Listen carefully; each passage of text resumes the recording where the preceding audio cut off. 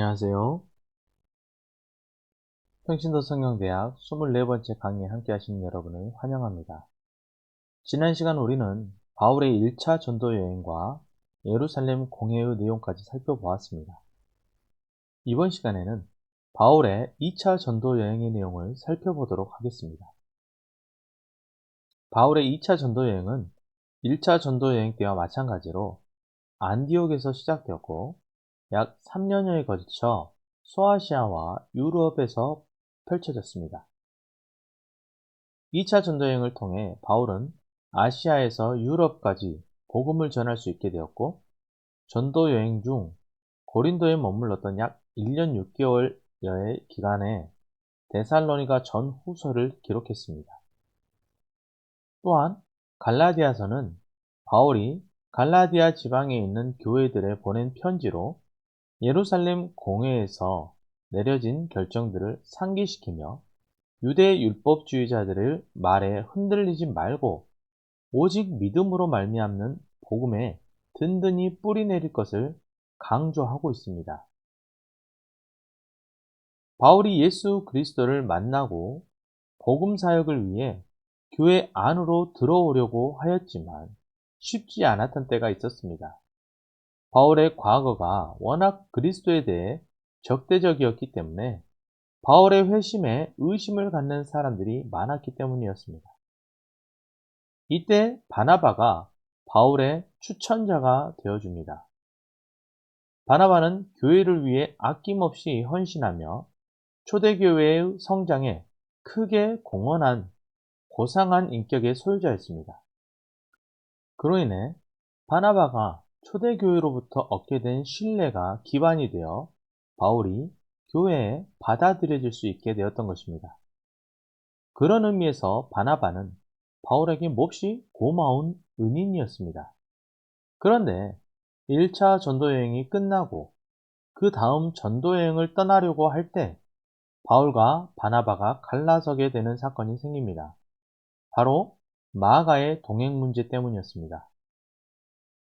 바나바의 조카였던 마가는 지난 1차 전도여행 도중에 힘들어 포기하고 예루살렘으로 돌아갔던 인물이었습니다. 그런데 2차 전도여행을 시작하려는 시점에 바나바가 마가를 다시 데려가자고 하는 것입니다.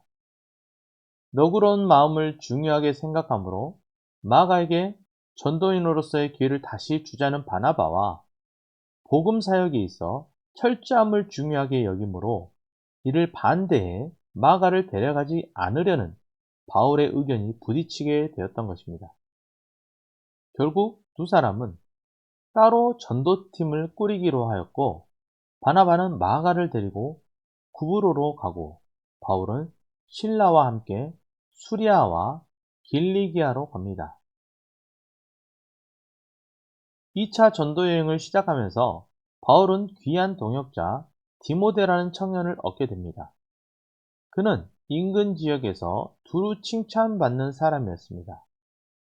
바울은 디모데를 전도팀에 합류시키고 1차 전도 여행을 했던 곳들을 다니며 예루살렘 공회에서 결정된 사항을 알리고 교회가 바로 설 수 있도록 도왔습니다. 바울의 처음 계획은 1차 전도 여행 지역을 다시 돌아보고 교회들을 든든하게 한 후에 소아시아 지역을 두루 다니며 복음을 전하는 것이었습니다. 그러나 성령님께서는 이런 바울의 뜻을 허락하지 않으십니다.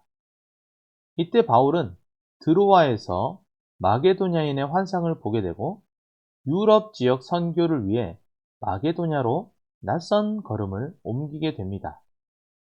우리는 바울의 이러한 모습을 통해 사명 감당은 내 뜻이 아닌 하나님의 뜻에 순종함으로 이루어진다는 것을 알 수 있습니다. 마게도냐의 첫 성읍인 빌립보에 도착한 바울은 자색옥감 장사 루디아를 만나 전도하고 또한 귀신 들린 한 여종을 고쳐줍니다. 그런데 종의 주인은 바울과 신라가 자신의 사업을 망쳐놓았다며 그들을 모함하고 때린 후에 옥에 가두어 버립니다. 그럼에도 불구하고 바울과 신라는 옥에 앉아서 하나님을 찬양했고 그때 갑자기 큰 지진이 나서 옥문이 열리게 됩니다. 이 사실을 알게 된 간수는 바울과 실라가 도망한 줄 알고 그에 대한 추궁과 처벌이 두려워 자결하려고 할 때 바울이 큰 목소리로 내 몸을 상하지 말라. 우리가 다 여기 있노라 라고 말하며 간수를 안심시킵니다.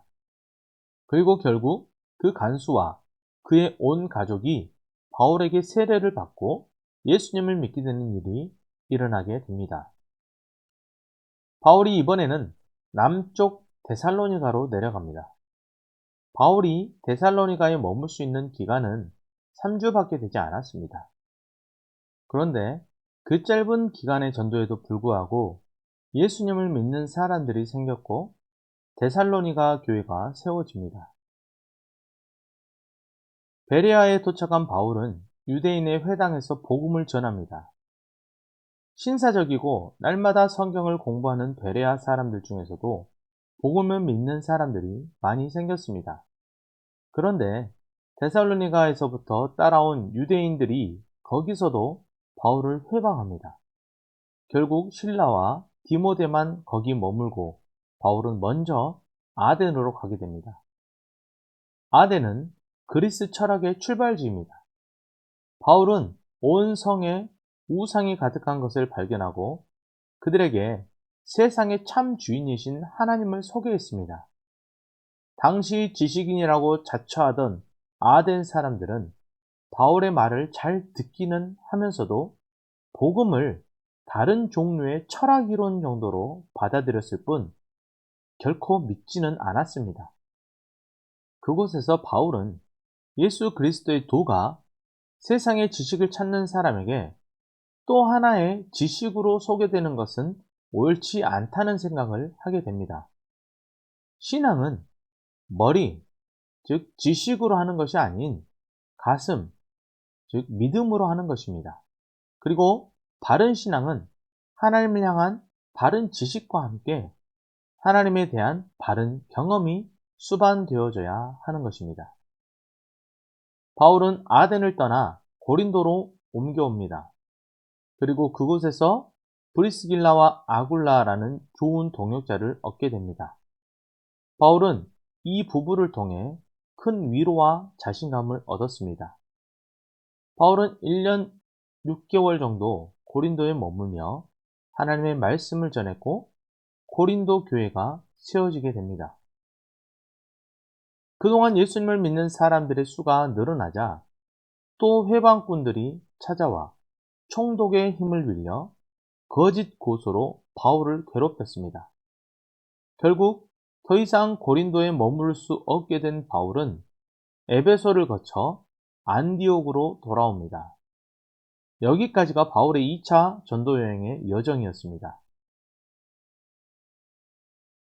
데살로니가 교회는 바울이 데살로니가에 머물렀던 3주 만에 세워진 교회였습니다. 그런데 이들이 예수님을 잘 믿고 있다는 소식이 고린도에 있던 바울에게 들려왔습니다. 바울은 데살로니가의 성도들이 너무나 자랑스러웠고 그 마음을 감출 수 없어 데살로니가 교회에 편지를 써서 보내는데 이것이 바로 데살로니가 전서입니다. 바울은 아버지의 심정으로 데살로니가 성도들을 권면하고 위로하고 경계했습니다. 또한 바울은 데살로니가 성도들에게 소망을 가지라고 말합니다. 이 소망은 영원한 하나님의 나라에 대한 소망이었습니다. 그런데 데살로니가 교인들 중 편지의 숲을 보지 못하고 한쪽으로 치우쳐버린 사람들이 생겼습니다. 바울의 편지를 읽으면서 바울이 몇 번 반복적으로 말한 예수님의 재림 부분을 지나치게 확대 해석한 나머지 예수님께서 곧 오실 텐데 장사하면 뭐하고 공부하면 뭐하냐 라는 반응을 보이는 성도들이 생겨나게 된 것입니다. 심지어 교인들 중 몇몇은 일을 하지 않고 재림을 강조하며 다른 사람의 일을 방해한다는 소식까지 바울에게 들리게 된 것입니다. 그래서 바울이 다시 펜을 들어 두 번째 편지를 씁니다. 이것이 바로 데살로니가에 보낸 두 번째 편지인 데살로니가 후서입니다. 바울은 데살로니가 성도들에게 주의 재림의 때를 위한 최선의 준비는 기록된 성경으로 무장하는 것임을 가르쳐 줍니다. 갈라디아서는 자유를 위한 대선언이라고 불리는 서신입니다. 바울이 갈라디아 지역을 다니며 복음을 전한 결과 하나님의 은혜로 그 지역에 교회가 세워졌습니다. 그런데 갈라디아 여러 교회로부터 들려온 소식은 할례와 율법을 통해야 구원받을 수 있다는 유대인들의 말을 믿는 사람들이 생겨났다는 것입니다. 바울은 이러한 유대인의 말에 현혹된 성도들을 설득하기 위해 갈라디아서를 썼습니다. 그렇기 때문에 갈라디아서는 바울의 서신 중 가장 강력하고 전투적인 서신이라 할 수 있습니다. 바울은 예루살렘 공회의 결론인 이신칭의를 가르칩니다. 예수 그리스도의 복음에는 그 어떠한 조건도 없습니다. 할례나 율법이 아니라 오직 복음으로서만 의롭게 된다는 진리를 지키기 위해 애쓰는 바울의 마음이 갈라디아서에 잘 나타나 있습니다. 바울의 오직 복음, 오직 십자가 주장은 초기 편지인 갈라디아서와 후기 편지인 로마서에 잘 담겨 있습니다. 이 시대를 살아가는 우리에게도 유일하게 필요한 것은 바로 오직 복음입니다. 오직 십자가인 것입니다. 예수 그리스도의 십자가의 복음 이외에 그 어떤 것도 우리에게는 필요치 않습니다. 복음 하나면 충분합니다. 우리에게 이런 믿음의 고백이 있어야 할 줄로 믿습니다. 이렇게 해서 44과 바울의 2차 전도 여행의 내용을 살펴보았습니다. 다음 시간에는 45과 바울의 3차 전도 여행의 내용을 살펴보도록 하겠습니다. 수고하셨습니다.